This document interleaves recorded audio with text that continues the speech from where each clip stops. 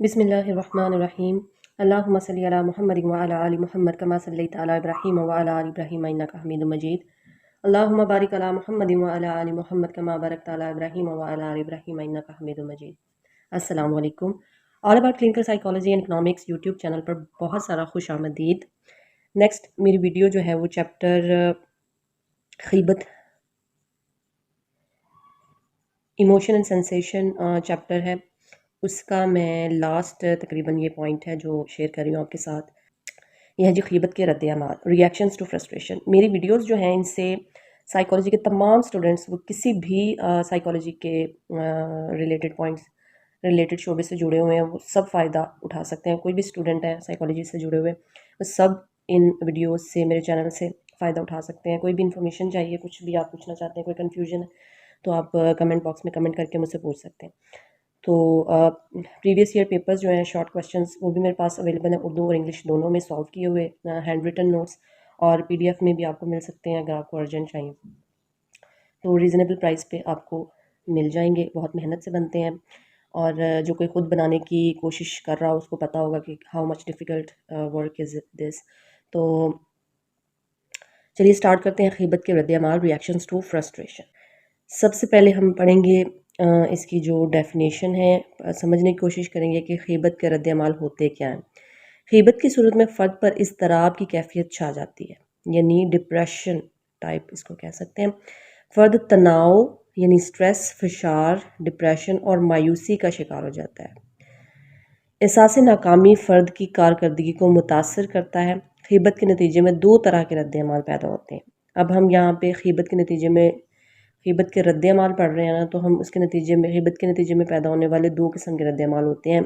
Number 1 پر ہے حقیقت پسندانہ رد عمل، جس کو انگلش میں ریئلسٹک میکانزم بولتے ہیں۔ نمبر 2 پہ ہے دفاعی میکانزم، جس کو ایگو ڈیفنس میکانزمز بولتے ہیں۔ نمبر 1 پر ہم دیکھیں گے، سب سے پہلے ہمارے پاس ہے حقیقت پسندانہ رد عمل یعنی ریئلسٹک میکانزم۔ فرد جب شعوری سطح پر غیبت کے اثرات کم کرنے کی کوشش کرتا ہے، یعنی کانشیس لیول پہ جب غیبت کے اثرات کو کم کرنے کی کوشش کرتا ہے، جدوجہد کرتا ہے، تو انہیں غیبت کے شعوری رد عمل یا حقیقت پسندانہ طریقے کہا جاتا ہے۔ یعنی کہ وہ شعوری طور پر کوشش کر رہا ہے، حقیقت پسندانہ طریقے اس کو بولیں، ٹھیک ہے۔ اس قسم کے رد عمل میں فرد اپنی خوبیوں اور خامیوں کو مد نظر رکھ کر اپنے وسائل کا جائزہ لیتا ہے، اپنے مسائل کی درجہ بندی کرتا ہے، یعنی کلاسیفیکیشن کرتا ہے ان کی، اور انہیں حل کرنے کے مناسب تدابیر اختیار کرتا ہے۔ تعمیری طرز فکر، یعنی اس کو آپ تعمیری طرز فکر یعنی کریٹو تھنکنگ آپ کہہ سکتے ہیں، اور معقول انداز اختیار کرنے کے لیے فرد عموماً درج ذیل اقدامات کرتا ہے۔ سب سے پہلے اس میں انہوں نے کیا بات کیا ریئلسٹک میکانزم میں، کہ شعوری طور پر جو ہے وہ غیبت کے اثرات کو کم کرنے کی کوشش جو ہے وہ انسان کرتا ہے، جس کو حقیقت پسندانہ طریقے ہم کہہ سکتے ہیں، کہا جاتا ہے۔ اور اس قسم کے رد عمل فرد جو ہے وہ اپنی خوبیوں اور خامیوں دونوں کو پہلے دیکھتا ہے، سامنے رکھتا ہے، اور پھر اپنے جو مسائل ہیں ان کی درجہ بندی کرتا ہے کہ سب سے زیادہ جو مشکل ہے اور سب سے کم مشکل، ٹھیک ہے، ان کو ایک کلاسیفیکیشن ان کی کر لیتا ہے۔ پھر اس کے بعد ان کی مناسب تدابیر اختیار کرنے کی کوشش کرتا ہے۔ پھر ان کے تعمیری طرز فکر اور معقول انداز اختیار کرنے کے لیے فرد عموماً درج ذیل اقدامات کرتا ہے۔ اب نیکسٹ ہم جو پڑھیں گے وہ ریئلسٹک میکانزم کے اقدامات ہیں جو وہ تعمیری طرز فکر اور معقول انداز اختیار کرنے کے لیے کرتا ہے۔ نمبر 1 پر ہمارے پاس یہاں پر ہے حقیقی محنت۔ فرد ناکامی کا داغ دھونے کے لیے سخت محنت کرتا ہے، یعنی کہ غیبت کہاں سے پیدا ہوتی ہے؟ احساس ناکامی سے پیدا ہوتی ہے نا، تو وہ کیا کرتا ہے کہ وہ اس ناکامی کا داغ دھونے کے لیے وہ کیا کرتا ہے، سخت محنت کرتا ہے، آئندہ آنے والے حالات کے لیے خود کو پہلے سے تیار کر لیتا ہے، اور سخت جدوجہد کے ذریعے ناکامی کی تلافی کرتا ہے۔ نیکسٹ ہے نمبر 2 پہ پوائنٹ، نئی مہارت حاصل کرنا۔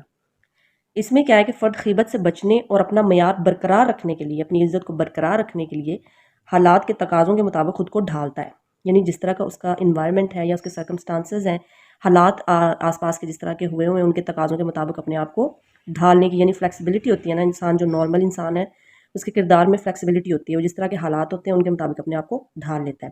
اس مقصد کے لیے نئی مہارتیں حاصل کرتا ہے، یعنی کچھ نئی چیزیں جو ہے وہ سیکھتا ہے کہ میں کیسے اپنی پرابلمس کے ساتھ کوپ کر سکتا ہوں، نئی تکنیک اور نئے رویے سیکھتا ہے۔ مثلا ایک تاجر کو نقصان ہو رہا ہے تو وہ مؤثر طریقے سیکھ کر یا تجارت کے جدید رجحان کے مطابق اپنا کاروبار چلائے گا تاکہ آئندہ ناکام نہ ہو، ورنہ وہ دوبارہ غیبت کا شکار ہو سکتا ہے۔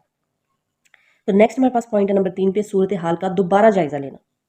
فرد اس صورتحال کا بغور تجزیہ کرتا ہے جس کی وجہ سے اسے ناکامی ہوتی ہے، حالات کا معروضی انداز میں یعنی آبجیکٹو انداز میں اثر نو جائزہ لیتا ہے تاکہ اپنا لائحہ عمل مرتب کر سکے اور ناکامیوں سے بچ سکے، یعنی کہ پری پلاننگ کر لیتا ہے کہ آئندہ جو اس کے اس طرح کے اگر حالات ہوں تو وہ ان سے نپٹ سکے۔ نیکسٹ ہمارے پاس پوائنٹ ہے جی تعاون و مشورہ۔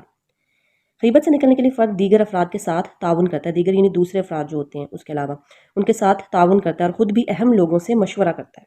دوسروں کے تجربات سے فائدہ اٹھا کر حالات کا رخ موڑا جا سکتا ہے۔ اگر اسے دوسرے افراد کا تعاون میسر ہو تو فرد ناکامی سے جلد نکل سکتا ہے۔ ٹھیک ہے، تعاون اور مشورہ یعنی اس میں دو چیزیں کام کی جاتی ہیں۔ اس میں تعاون کیا جاتا ہے دوسرے لوگوں کے ساتھ اور ان سے مشورہ بھی لیا جاتا ہے اور ان مشوروں پر پھر کام کر کے ناکامی کو دور کیا جا سکتا ہے۔ شعور پر مبنی دیگر کئی طریقے بھی ناکامی کے احساس کو کم کرنے کے لیے استعمال کیے جاتے ہیں۔ فرد اپنے علم، تجربے اور شخصیت کے اثرات کے تحت موزوں اور مناسب اقدامات کرتا ہے۔ اس سارے عمل کا مقصد ناکامی کے اثرات کو زائل کرنا اور کامیابی حاصل کرنا ہوتا ہے۔ تو یہ تھے جی ہمارے پوائنٹس، اس کو ہم کہیں گے حقیقت پسندانہ رد عمال، جو ہم اس کے پوائنٹس ہم نے جو ہیں وہ ڈسکس کیے ہیں۔ نیکسٹ ویڈیو میں ہم کریں گے defence mechanism, ego defence mechanism ہم جو اس کے بعد آتے ہیں ریلیٹڈ ہیں اسی سے، ٹھیک ہے۔ تو ملتے ہیں نیکسٹ ویڈیو میں، اپنا خیال رکھیے گا، اللہ حافظ۔